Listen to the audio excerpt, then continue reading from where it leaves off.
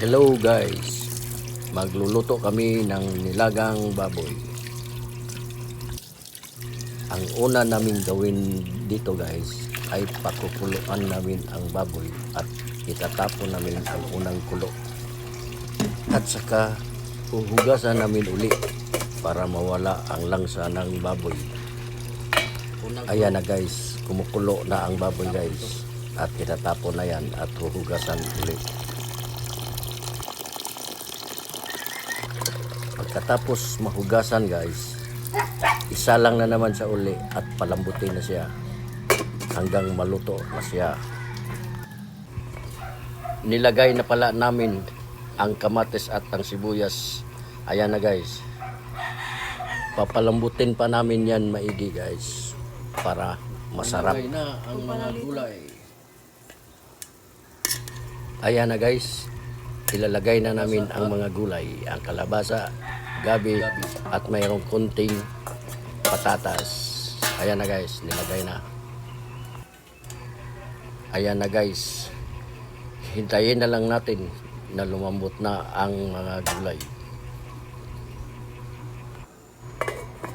After mga 10 minutes guys, tingnan na natin kung malambot na ang gulay at saka ilagay na ang pichay, sili at saka sibuyas, dahon. Ayan na guys, nilagay na guys.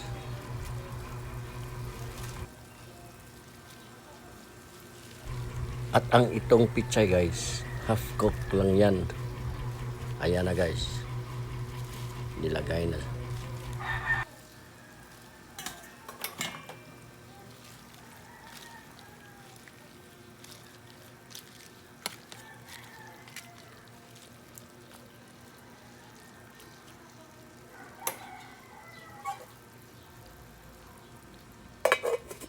Ito na ang pinakahinihintay. Ito na guys, tingnan na natin kung malambot na ba ang baboy. Wow, sarap. Tingnan natin ang baboy. Lambot na, lambot na. Tikman natin ang lasa.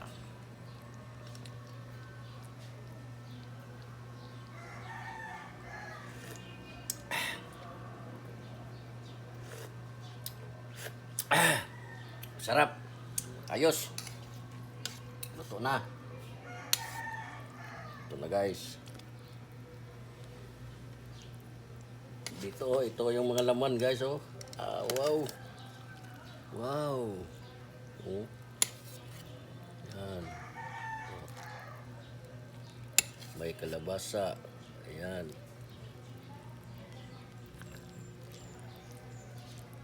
Ito na ang aming nilagang baboy. Hanggang dito na lang at ingat.